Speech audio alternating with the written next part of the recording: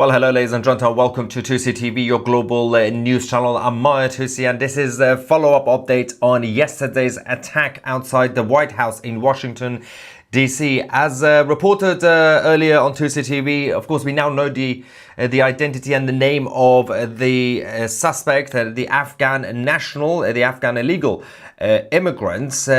But there's a lot more to cover that the mainstream media have failed to actually report. So in this live stream, we are going to give you guys shocking revelations about the failures of the Biden administration, about his background, this man, and also get your reaction in the live chat. If you're watching from the United States, of course, happy Thanksgiving, despite, of course, this week's chaotic mess in the capital. Now, let's go and talk about him, the man who shot the two National Guard soldiers who are still in critical condition, fighting for life. His name is Rahmullah Lakanwal. Now, he literally has the word Allah in his name. Rahmanullah. And he came through the United States through the Operation Allies Welcome. This is following the fall of Afghanistan in 2021. Now, this information is already out there. And we talked about it earlier on the 2CTV website, but it didn't really make any sense because he wasn't part of Operation Allies Welcome, was he? Now, there's also information that he was working with the CIA. We're going to talk about CIA and the role of them. But that's not really a surprise because half of the people in Afghanistan were working with CIA anyway. There were CIA agents and assets on the ground. That makes sense. But he wasn't supposed to be part of Operation Allies Welcome. He wasn't part of those who were helping the US forces on the ground. Now, there is a reason that the motive has not been confirmed in that sense because he hasn't fully cooperated yet with the investigation. He's still alive, he's in custody. But common sense suggests that because he was about to get kicked out, he kicked off. Now, Joe Biden evacuated 79,000 Afghans. Yeah, 79,000. In 2021's fall of Afghanistan. Most of the 79,000 were not allies. Some of them were. Some of them were the ones who were already vetted and they were already helping the United States against the Taliban. Brilliant, great. But not all of them were helping the US, the American forces. There were random people who were part of the evacuation and they were granted parole status. So the Biden administration, who told us initially in 2021 that everyone who's been evacuated is part of Operation Allies Welcome. It's literally called Welcoming Allies. And we have already vetted their backgrounds. That was a lie. These guys were given parole status. They were supposed to leave after 2 years. Now, for those who are familiar with the United States as a country, as a land, it's very easy to get lost in the system. If you choose to just live illegally, you can easily do it. It's going to be very hard, even for ICE agents to come and hunt you down, unless they find out your location exactly. You could just be a criminal, working cash in hand or whatever. That was the first thing. That was a bit dodgy. Now, more information about his identity. He didn't just serve in the army. He served for 10 years in the Afghan army, which was backed by the US. But he was a member of the Afghan National Army Commando Corps, which was an elite direct action force. This is the AFN, who fought directly alongside the US Special Forces against the Taliban. Now, the AFN guys were not your normal military people part of the Afghan army, because these guys basically, they had the license to do anything. There was a lot of torture. There was a lot of targeting civilians who might have been pro-Taliban. So not necessarily Taliban members, but civilians in Afghanistan who may have been friendly towards the Taliban. Okay. Still, they're extremists, have extremist views. But these guys had the license to go around and torture, do whatever you want to do. Of course, that resulted in that support for Taliban to implode massively, right? He was, Rahmanullah was working with the CIA, the Central Intelligence Agency, especially as part of the CIA-backed Kandahar Strike Force, or the KSF.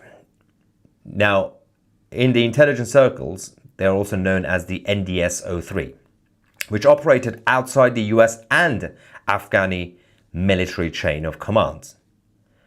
So they didn't have to report directly to the US military or the Afghan military. They had their own shadowy relationship operating under the intelligence. Somehow, so he was never going to be supposed to be part of the Operation Allies Welcome nonsense. He was supposed to just stay around.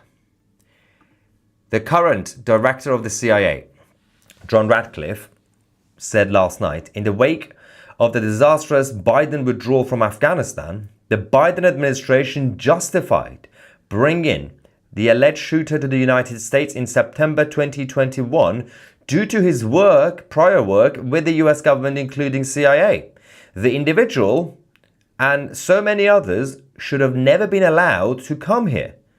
Our citizens and service members deserve for better than to endure the ongoing fallout from the Biden administration's catastrophic failures. So it was quite clear that when we talked about the Afghans who were helped by the US, and Afghanistan were trying their best, obviously, to have a relatively stable country, and there was progress being made on educational level, cultural level, there were those who were publicly helping Afghanistan and helping the United States in Afghanistan.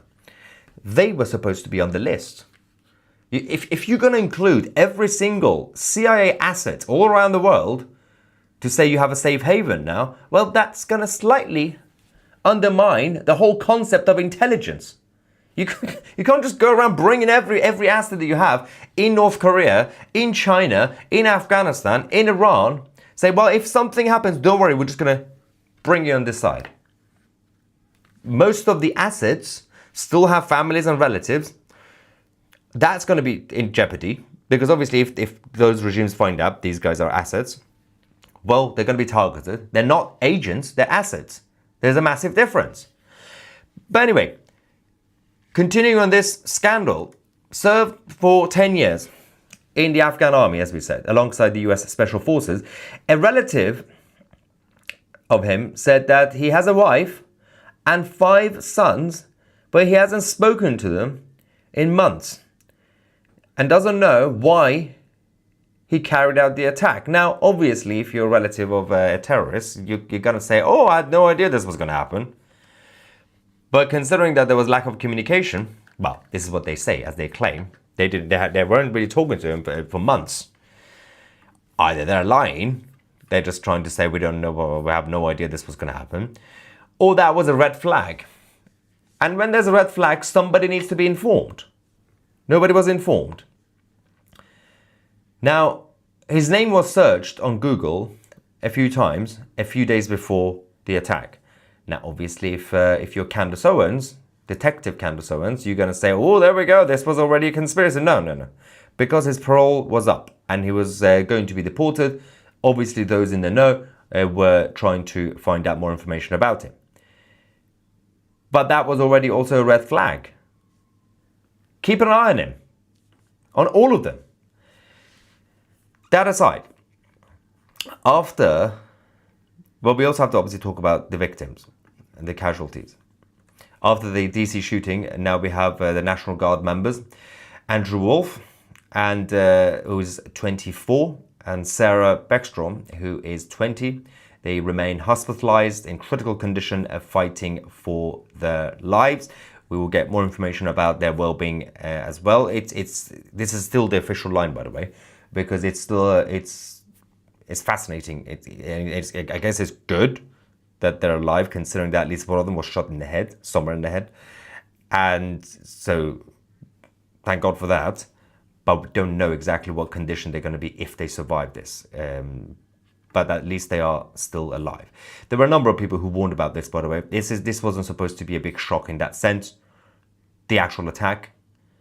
President Trump knew this. President Trump, after he left office, in August 2021, early days, he said this. He warned about this. And nobody knows who the hell they are, Cheryl. These aren't the interpreters that we taught. These were people that rushed into the planes, and they were so interested in trying to make it sound like, oh, they're doing a good job. These people, many of these people are going to be terrorists, okay? They're going to be terrorists. They were very powerful. They were very energetic in getting onto the aircraft. But this is the thing. Watch the interviewer, because she's saying, well, no, the government reassured us. Joe Biden reassured us. They say they're vetting them very carefully with biometrics and documentation. They're not doing that, and you can't, because there is no documentation. And that. But obviously, President Trump was correct. What sort of system do you think you were going to have when you're dealing with a bunch of people who were not in any system? Why was that a surprise? You couldn't vet their background. Now, with this one, you could vet his background, and he should have been told, yes, you can't come, for obvious reasons, after the operations with the CIA. But Vice President also reacted to this, saying, I remember back in 2021 criticizing the Biden policy of opening the floodgate to unvetted Afghan refugees. My friends sent me messages calling me racist. It was a clarifying moment. They shouldn't have been in our country. Let's not forget there's still thousands and thousands of them without their backgrounds being vetted. Still there. The good news is the federal government is taking extreme action in terms of full review and investigation. We also had received this from the US Citizenship and Immigration Services, saying effective immediately processing of all immigration requests relating to Afghan nationals is stopped indefinitely pending further review of security and vetting protocols. The protection and safety of our homeland and of the American people remains our singular focus and mission. Let's talk about Operation Allies Welcome, because the details of this is extremely important for people to understand what went wrong, depending on whose perspective, obviously, because the Biden administration don't see it as something that's gone wrong. What this operation actually did, of the 79,000 that we mentioned that they were supposed to be coming, only about 17,000 were actual allies and qualified for the special immigrant visas. Again, only 17,000, less than 20,000 out of basically 80,000 were supposed to be allies. The majority were not allies. The rest of them, 72,000, were paroled in without proper vetting, without refugee status, without any connection to American forces. Joe Biden realized this. They didn't communicate this properly with the public. This was basically a cover-up, because what they ended up doing is that Joe Biden renamed the operation Enduring Welcome, because he realized, but the majority are not allies. You can't call it Operation Allies Welcome. So they renamed it Enduring Welcome. And then they kept the doors open, allowing the ones who came without their backgrounds being vetted to sponsor more Afghans through the so-called Family Reunification Program. Which means Rahmanullah and others managed not just to bring themselves, but to use the loophole to bring in more of their fellow extremist weirdos with them to the United States. And guess what? Their backgrounds were also not vetted, not checked at all. Biden thought, we'll just rename it and no one's going to pay attention. Now, obviously, people like President Trump at the time were warning about this, somehow the rest of the liberal media and DC in general ignored it. Now, President Trump also made an address in the White House last night in relation to this. Let's quickly go watch that. I'm going to get your reaction in the live chat. My great fellow Americans, earlier today, on the eve of the Thanksgiving holiday, 2 members of the National Guard serving in Washington, D.C., were shot at point-blank range in a monstrous ambush-style attack just steps away from the White House. They had been deputized as part of the most successful public safety and national security mission in the history of our nation's capital, the D.C. Safe and Beautiful Task Force, which has achieved an unprecedented reduction in violent crime and crimes of all type. This heinous assault was an act of evil, an act of hatred, and an act of terror. It was a crime against our entire nation. It was a crime against humanity. The hearts of all Americans tonight are with those 2 members of the West Virginia National Guard and their families. The love of our entire country is pouring out for them, and we are lifting them up in our prayers. As we are filled with anguish and grief for those who were shot, we're also filled with righteous anger and ferocious resolve. As President of the United States, I am determined to ensure that the animal who perpetrated this atrocity pays the steepest possible price. I can report tonight that based on the best available information, the Department of Homeland Security is confident that the suspect in custody is a foreigner who entered our country from Afghanistan, a hellhole on earth. He was flown in by the Biden administration in September 2021 on those infamous flights that everybody was talking about. Nobody knew who was coming in. Nobody knew anything about it. His status was extended under legislation signed by President Biden, a disastrous president, the worst in the history of our country. This attack underscores the single greatest national security threat facing our nation. The last administration let in 20 million unknown and unvetted foreigners from all over the world, from places that you don't want to even know about. No country can tolerate such a risk to our very survival.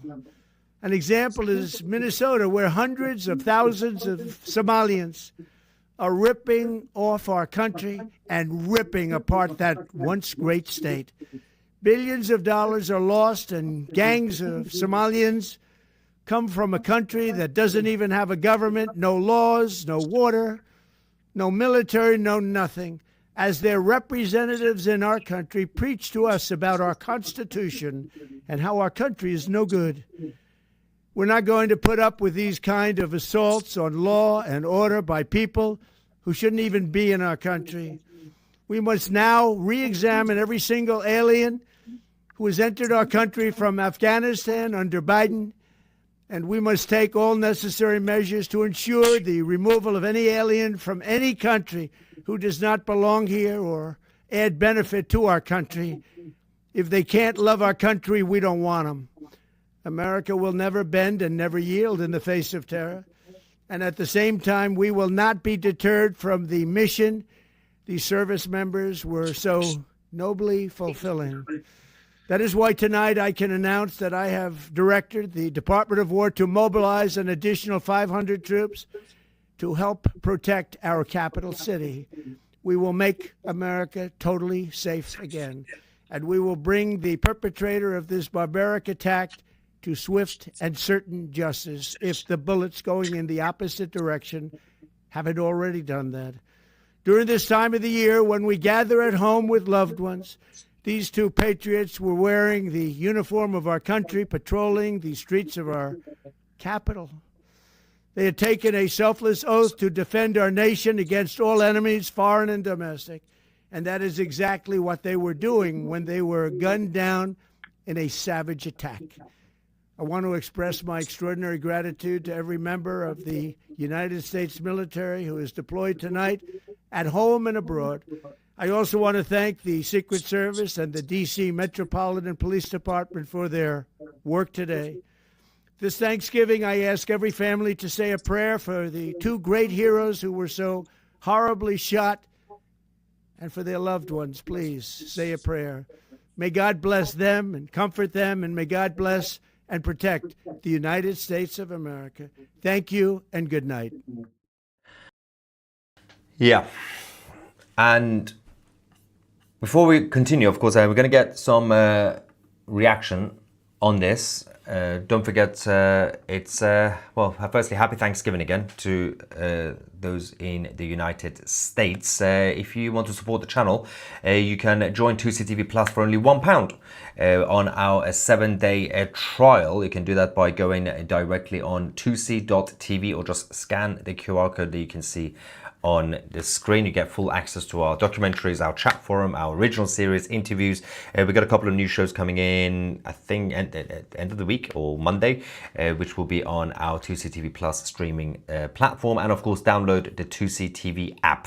Now, on this, there is a lot of reaction. Andreas says, what do you think happens next besides for the additional 500 guardsmen in DC? So the obvious thing which has already been announced is a full review and investigation, and also the complete halt to any immigration from Afghanistan. So even existing applications of those who are Afghan nationals are now being rejected.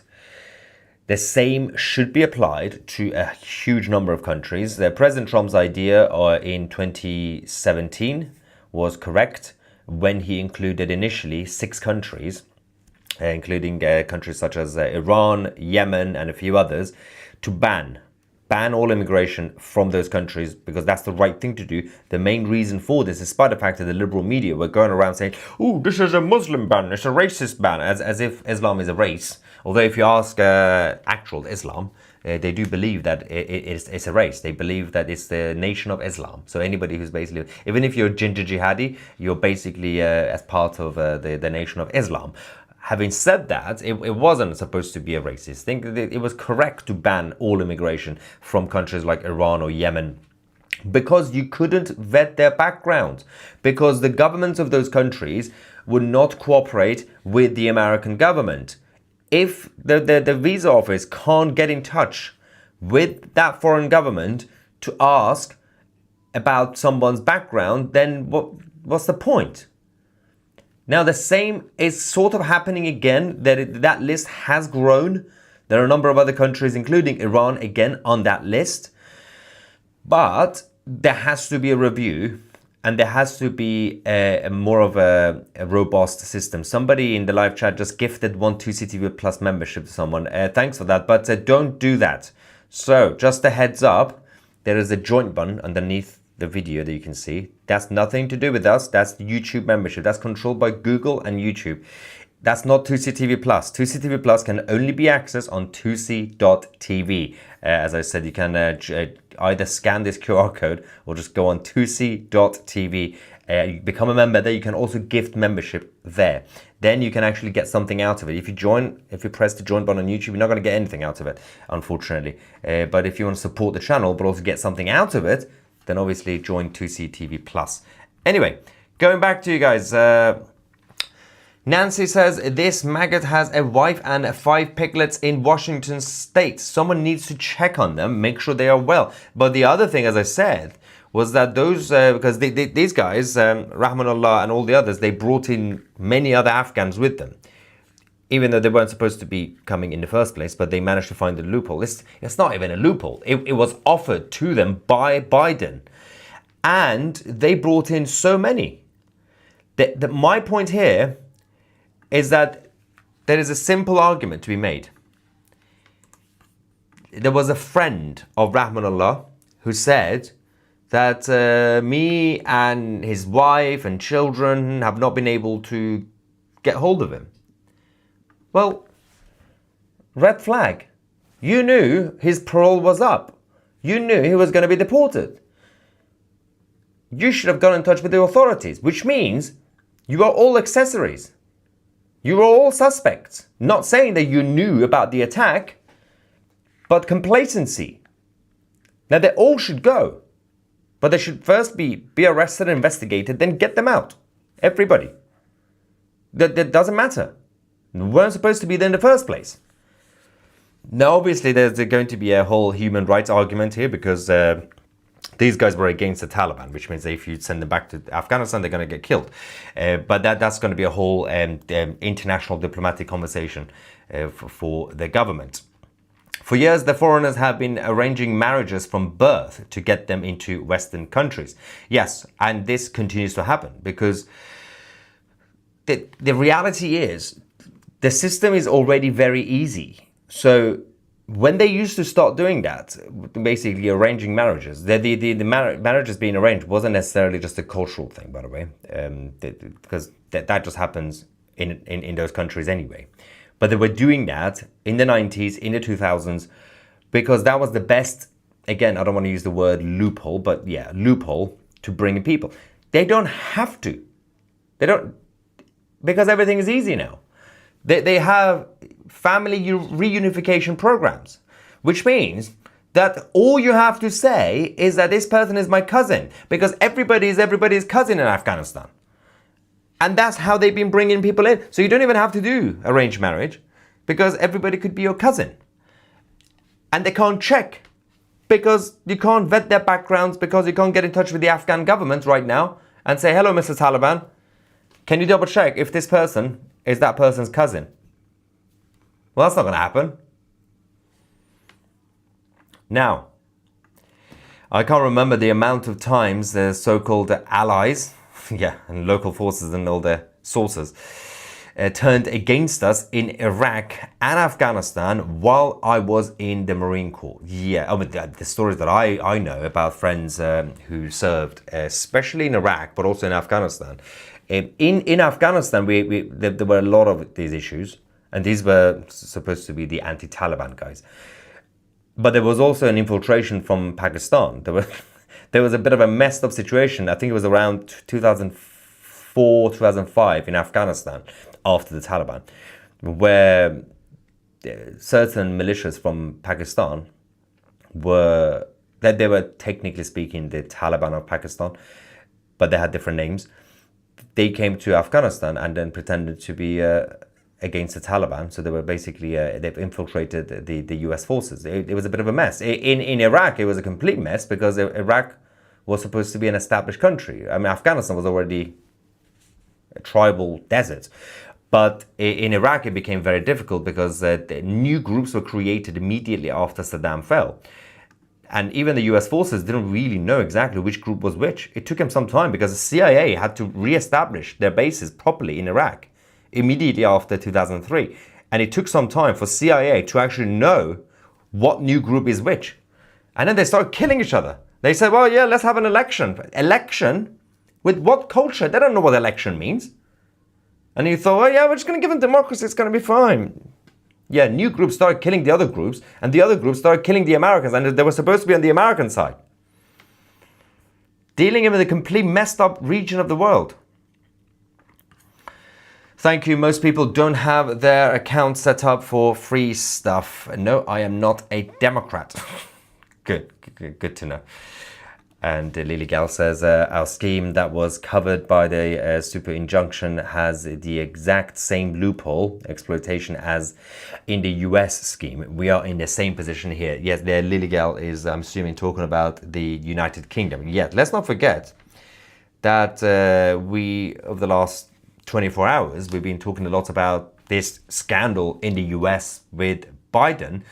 But the same was done by the allies of the United States, because the allies also had their assets in Afghanistan. That includes Canada, that includes France, that includes the UK, that includes Denmark.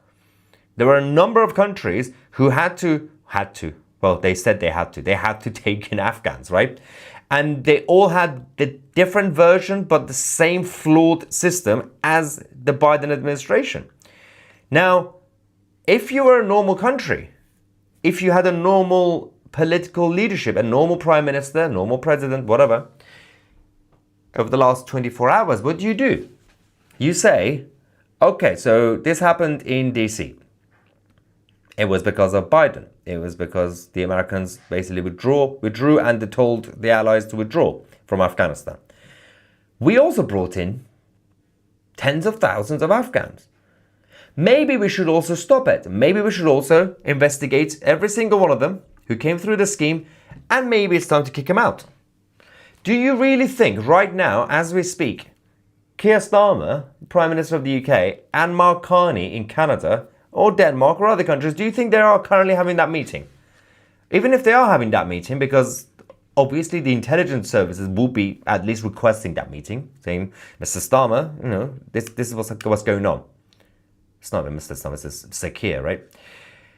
Do you think that Carney or Starmer will actually decide tomorrow or Monday to do what President Trump just did? It took President Trump 6 hours. 6 hours, actually, well, less than 6 hours, to announce a radical policy to reverse this. Because that's how he operates. Nothing is going to happen in Canada or in the UK or in France. If it happens, I'll put my hands up saying I was wrong. But I'm not going to hold my breath. I don't think we're going to have any announcement saying that they're going to be deporting all the Afghans who came through the scheme. If the US couldn't vet their backgrounds, none of you could vet their backgrounds. All liberals are PDFs and National Socialists. They hate Christians or Jews. They want to replace the liberals are very different to socialists, but yeah, they want to replace the West with Muslims easy to control through religion. The thing is, it's the socialists who are doing this, and they're the ones who call themselves liberal. They're socialists, they're not liberal, because the socialists obviously hate the liberals as well. But it's going to backfire, because this is correct. The hatred. The liberals obviously do oppose Christianity and the Christian culture. We know that, and but they're not necessarily socialists for that reason. But most of the liberals are not liberals. They're basically socialists pretending to be liberals. Now, but I agree with the sentiment.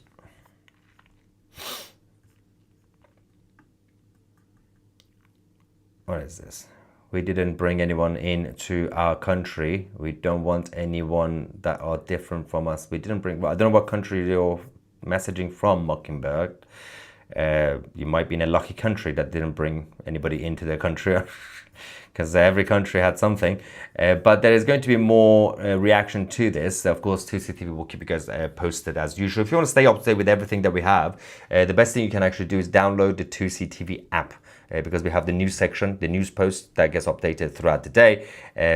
If we don't do, obviously, the breaking news live streams, you can also just stay up to date with geopolitical news from all around the world on the 2CTV app. And as I said, the best thing you can also do is just join 2CTV Plus by scanning the QR code you can see on the screen, or just go on 2c.tv. If you do it now, you will get a 7-day trial for only £1. Thank you so much for watching.